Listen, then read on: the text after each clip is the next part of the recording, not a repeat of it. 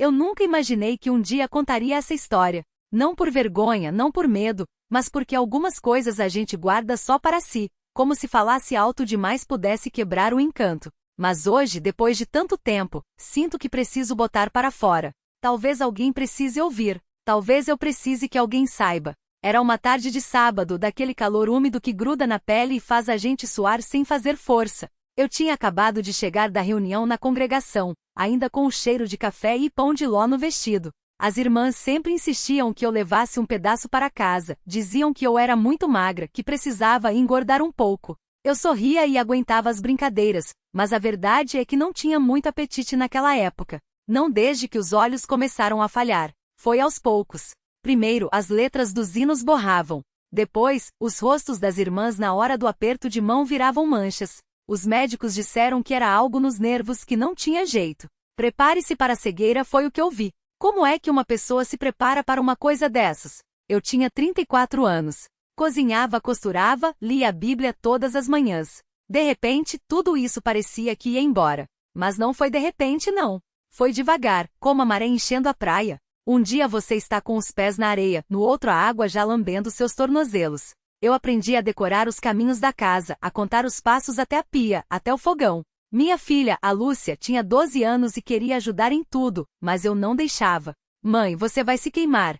Ela dizia, toda aflita. Eu respondia que Deus não ia me abandonar assim. Mas tinha noites que eu chorava no travesseiro, com medo de acender o fogão sozinha. Até aquele sábado. Eu tinha prometido às irmãs que levaria um bolo de fubá para a ceia do domingo. Era minha especialidade, todo mundo pedia. Mas como fazer se eu não enxergava direito? A Lúcia tinha saído com o pai para visitar a tia no hospital, e eu fiquei sozinha em casa. O sol já estava baixando quando resolvi tentar. Se Deus está comigo, Ele não vai deixar nada dar errado, pensei. Mas as mãos tremiam quando peguei a vasilha. Primeiro, medi o fubá com as mãos. 3 punhados cheios como sempre fazia. Depois o açúcar, 2 punhados rasos. Os ovos foram mais difíceis. Quebrei um na borda da vasilha e passei os dedos pela casca para ter certeza de que não tinha caído nenhum pedacinho. A manteiga, eu já sabia onde ficava na geladeira, segunda prateleira lado esquerdo. Cortei um tablete em cubos e deixei amolecer no sol da janela. O pior foi o leite. Como saber se estava cheio o suficiente? Eu balancei a garrafa e ouvi o líquido batendo nas paredes. Mais ou menos metade, imaginei. Despejei devagar, contando até 10. Depois, misturei tudo com as mãos, sentindo a massa grudar nos dedos. Não tinha como saber se estava no ponto, mas o cheiro era bom. Doce, quente. Quando coloquei a forma no forno, meu coração batia tão forte que cheguei a sentir tontura. Fiquei parada na frente, ouvindo o gás queimar, imaginando as chamas lá dentro. Rezei baixinho. Senhor, se não for da tua vontade, apaga o fogo agora. Mas se for, deixa tudo dar certo. Ninguém respondeu. Só o cheiro de gás e a minha respiração ofegante. 10 minutos. 15. Eu não tinha relógio, então contei os segundos na cabeça. 1001, 1002.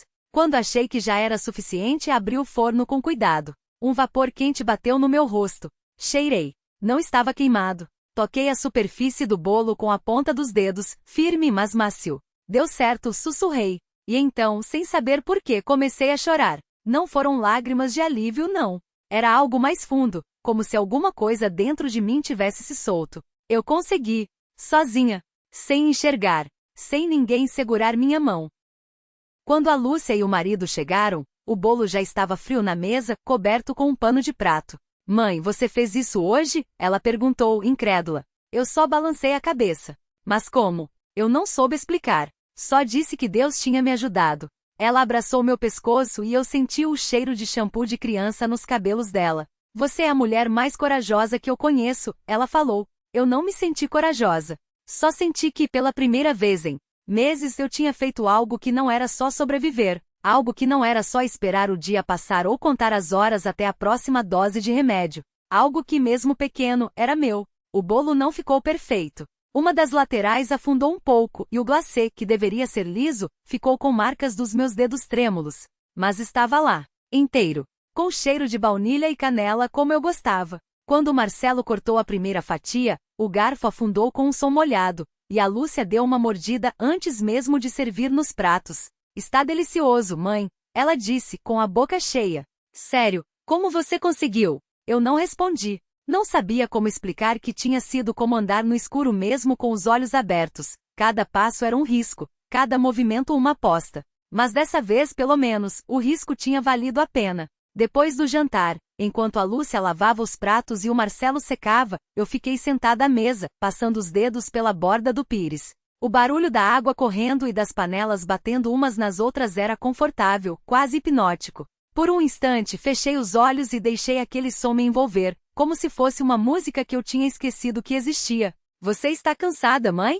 A Lúcia perguntou, secando as mãos na toalha. Um pouco, menti. Na verdade, não era cansaço. Era uma coisa estranha, uma mistura de leveza e medo. Leveza porque, pela primeira vez em muito tempo, eu tinha provado que ainda era capaz. Medo porque, agora que tinha dado esse passo, não sabia se conseguiria parar. Como se, ao fazer aquele bolo, tivesse aberto uma porta que não podia mais fechar. Quando eles foram embora, a casa ficou silenciosa de novo. Mas dessa vez, o silêncio não era vazio. Ele tinha eco dos risos da Lúcia, do barulho dos talheres, do cheiro doce que ainda pairava no ar. Fiquei ali imóvel até o relógio da parede dar meia-noite. No dia seguinte, acordei antes do sol nascer. Não porque não tinha dormido, até que tinha surpreendentemente bem, mas porque algo me puxava para fora da cama. Fui até a cozinha, tateando os móveis como sempre e abri a geladeira. O bolo ainda estava lá, metade dele coberto com filme plástico. Cortei um pedaço pequeno, só para provar de novo. Era bom. Não só pelo sabor, mas pelo que representava. Lavei o prato, sequei as mãos, e então fiz algo que não fazia há anos. Fui até o armário onde guardava as receitas. Os papéis estavam amarelados, alguns com manchas de gordura, outros com anotações a lápis que eu mal conseguia ler. Passava os dedos pelas páginas, sentindo as letras em braille que eu mesma tinha feito quando a visão ainda me permitia enxergar o suficiente para isso. Encontrei uma receita de pão de ló. Simples, mas que exigia precisão. Respirei fundo. Talvez hoje não, pensei. Mas amanhã. E pela primeira vez em muito tempo, amanhã não me parecia uma ameaça. Parecia uma possibilidade. Acordei antes do sol nascer. Não por insônia, não por aquele vazio que costumava me arrancar da cama como se fosse um castigo. Desta vez, foi o cheiro do café que me trouxe de volta. Ou melhor, a falta dele. Abri os olhos e o primeiro pensamento foi, hoje eu faço o pão de ló.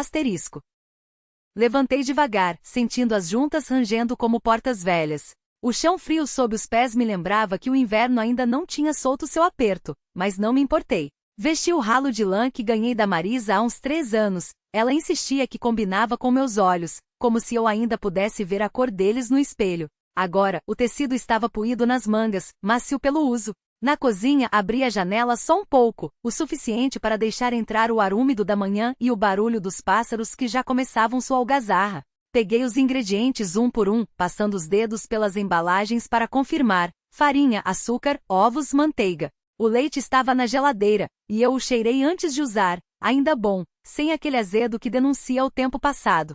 Quebrei os ovos com cuidado, separando as claras das gemas como minha mãe me ensinou. Asterisco sem casca, menina, se não estraga tudo asterisco, ecoava a voz dela. Sorri sem querer. As claras em neve eram o meu calcanhar de Aquiles, mas hoje não ia desistir. Bati com o garfo primeiro, depois com o batedor de arame, até sentir a resistência do líquido se transformando em espuma. Quando virou picos firmes, passei o dedo pelo fundo da tigela, limpo. Asterisco finalmente. Asterisco. Misturei as gemas com o açúcar até ficar um creme claro, quase branco. A manteiga derretida entrou em seguida, e depois a farinha peneirada, aos poucos, para não empelotar. Por último, incorporei as claras com uma espátula, movendo-a em círculos largos, como se estivesse acalmando algo frágil. A massa ficou fofa, aerada. Cheirava a infância. Untei a forma com manteiga e farinha, batendo os lados para soltar o excesso. Despejei a massa e levei ao forno pré-aquecido. Fiquei de olho no tempo, mas também no cheiro. Quando o aroma doce começou a invadir a cozinha, abri a porta do forno só um pouquinho para verificar. O pão estava dourando pelas beiraduras, subindo devagar, como se soubesse que não podia se apressar. Enquanto esperava, lavei a louça. Água quente, sabão, o barulho dos pratos se encostando. Era um ritmo conhecido, reconfortante. Quando tirei o pão do forno, ele ainda chiava levemente como se respirasse. Espetei um palito no centro. Saiu limpo. Asterisco pronto. Asterisco. Dei uma batidinha no fundo da forma para soltar e o pão descolou fácil, quentinho na palma da mão. Não era perfeito, uma rachadura no topo, um lado um pouco mais escuro que o outro, mas era meu. Cortei uma fatia ainda morna e provei sem nada, só para sentir o sabor nu. Doce e leve, com um toque de manteiga que derretia na língua. Sentei à mesa com o resto do pão e uma xícara de café. O sol já tinha subido o suficiente para aquecer o peitoril da janela, e eu deixei que ele aquecesse meu rosto também. Não tinha pressa. Não tinha para onde correr. Pensei em ligar para Marisa, contar que tinha feito pão de ló, ou talvez para o Luiz, só para ouvir a voz dele, mesmo que fosse por 2 minutos. Mas não fiz. Guardei essa ideia para mais tarde, como quem guarda um doce para saborear depois. O que importava era que, pela primeira vez em anos, eu tinha feito algo só porque queria. Não por obrigação, não por hábitos antigos, não para preencher um vazio. Simplesmente porque me deu na telha. E isso descobri, era mais do que suficiente. Fiquei ali mais um tempo, ouvindo o barulho dos carros lá embaixo e o zumbido distante de uma moto. O café já estava frio, mas eu tomava mesmo assim, aos golinhos, só para sentir o gosto amargo na língua.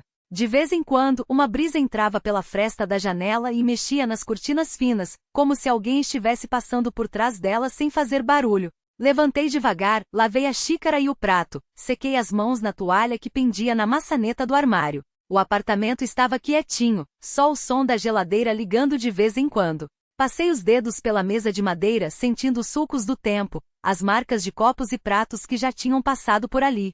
Era uma mesa velha, herdada não sei de quem, mas ela servia. Como tudo ali, na verdade. Resolvi abrir a janela do quarto. O ar entrou mais forte, trazendo o cheiro de terra molhada. Devia ter chovido cedo pela manhã, antes de eu acordar. Respirei fundo, fechando os olhos por um instante. Quando os abri, vi que a roupa estendida no varal do prédio em frente balançava ao vento, como se alguém estivesse sacudindo lençóis para secar. Sentei na beira da cama, olhando para o chão. Havia uma meias jogada ali, uma que eu devia ter tirado ontem à noite e esquecido. Peguei, dobrei sem pressa, coloquei na gaveta. Depois, deitei de costas, cruzando os braços atrás da cabeça. O teto tinha uma rachadura fina, em forma de raio que eu nunca tinha reparado direito antes. Fiquei seguindo o traçado com os olhos, como se fosse um mapa para algum lugar que eu não conhecia. O celular vibrou no criado mudo. Era uma mensagem da Marisa, asterisco, vou passar na feira hoje à tarde. Precisa de alguma coisa? Asterisco sorri sem querer. Digitei uma resposta rápida. Asterisco se tiver abacate bom, traz 2. Obrigado. Asterisco não perguntei como ela estava, nem ela perguntou como eu estava. Não precisava. Às vezes, as coisas mais simples bastavam. Fiquei mais um pouco deitado, ouvindo o som dos passos no corredor do prédio, as vozes abafadas dos vizinhos, o latido de um cachorro lá embaixo. Depois levantei e fui até o banheiro. Lavei o rosto com água fria, passei a mão nos cabelos ainda úmidos da manhã. No espelho vi que tinha uma mancha de farinha na testa, sobrou da hora de fazer o bolo. Tirei com o dedo, rindo sozinho. Na sala peguei o livro que tinha deixado na estante há semanas. Era um daqueles que eu começava e largava, sem motivo nenhum, só porque a vida ia tomando conta. Abri numa página qualquer, li um parágrafo, depois outro. Não era nada demais, só uma história comum, mas dessa vez não me importava. Li devagar, sentindo o peso do livro nas mãos, o cheiro de papel velho. O telefone tocou. Era o Luiz. Alô? Falei, já sorrindo sem saber por quê. Ei, a voz dele veio baixa como sempre, como se estivesse falando de longe, mesmo quando estava perto. Tava pensando em você. Ah é? Perguntei, sentando no sofá. Lembrei daquele lugar que a gente ia, lá perto do rio. Aquela padaria que vendia pão quente de manhã. Fiquei quieto, ouvindo. Ele não precisava dizer mais nada. Eu sabia do que ele estava falando. Era um daqueles silêncios que não incomodam, que são cheios de coisas não ditas, mas que os dois sabem. Faz tempo, comentei, depois de um tempo. Faz, ele concordou. Mas acho que ainda está lá. Talvez, falei, olhando pela janela. O sol tinha subido mais, e a luz agora entrava em ângulo, fazendo sombras compridas no chão. Quem sabe um dia a gente não vai lá de novo? Quem sabe, ele repetiu, e eu ouvi o barulho de algo sendo mexido do lado dele, como se estivesse arrumando papéis ou pegando uma caneta. Bom, só queria ouvir sua voz. Valeu, respondi. A minha também estava com saudades da sua. Ele riu baixo, daquele jeito que sempre me fazia sorrir também. Depois a gente se fala, disse ele. Depois. Desliguei e fiquei com o telefone na mão, olhando para a tela apagada. Não tinha nada demais naquela ligação, nada de extraordinário. Mas era bom. Era o tipo de coisa que, sem perceber, a gente vai guardando como se fosse moedas no bolso, não valem muito sozinhas, mas juntas com o tempo fazem diferença. Voltei para a cozinha, olhei o bolo de novo. Ainda estava inteiro, só um pedaço faltando. Cortei mais um, dessa vez maior, e comi em pequenos pedaços, sentada no balcão, os pés descalços encostados na barra fria da cadeira. O açúcar derretia na língua, doce demais, mas eu não me importava. Era como se cada garfada preenchesse um vazio que nem sabia que existia. A campainha tocou. Levantei sobressaltada, passei a mão no rosto para ver se não tinha farinha ou açúcar grudado. Não estava esperando ninguém. Pela janela vi o carro do meu irmão parado na frente. Ele estava encostado no capô de braços cruzados, olhando para o prédio como se tivesse pressa. Abri a porta antes que tocasse de novo. O que foi? Perguntei, ainda com a colher na mão. Nada, só passei para ver como você tava, ele disse, mas o tom era diferente, como se tivesse ensaiado isso no caminho. Pode me deixar entrar? Recuei para dar espaço. Ele entrou, tirando o boné e passando a mão no cabelo curto. Sempre fez isso quando estava nervoso. Tá tudo bem? Insisti, cruzando os braços. Ele começou, mas parou. Olhou para o bolo na mesa, depois para mim. Você tá assando de novo, né? Tô, respondi seca. E daí? Ele suspirou, sentou na cadeira onde eu estava antes. Só tava pensando. Faz tempo que a gente não senta para conversar direito. Sem a mãe ligando, sem o pai reclamando, sem ninguém para atrapalhar. Fiquei quieta. Sabia onde isso ia dar. Você ainda tá com raiva? Ele perguntou finalmente. Olhei para o bolo. O glacê estava começando a endurecer nas bordas. Não sei, falei a verdade. Às vezes sim, às vezes não. Ele assentiu, como se já esperasse isso. Eu também não, murmurou. E pela primeira vez em meses, não parecia uma desculpa. Parecia só um cara cansado, tentando consertar algo que não sabia se ainda tinha jeito. A massa do bolo grudou na colher enquanto eu mexia sem força. O cheiro de baunilha enchia a cozinha, doce demais pro clima pesado. A gente podia tentar, ele disse baixinho. Só, ir num lugar, comer alguma coisa, falar besteira. Sorri sem querer, mas não olhei para ele. Tipo um asterisco date asterisco de irmãos? Tipo isso, ele riu, mas a voz falhou. Ou só dois idiotas comendo pizza e fingindo que nada mudou. A campainha tocou. Era a vizinha devolvendo a vasilha. Ele se levantou rápido, como se agradecesse a interrupção. Vamos pensar, falei, enquanto o glacê rachava no bolo.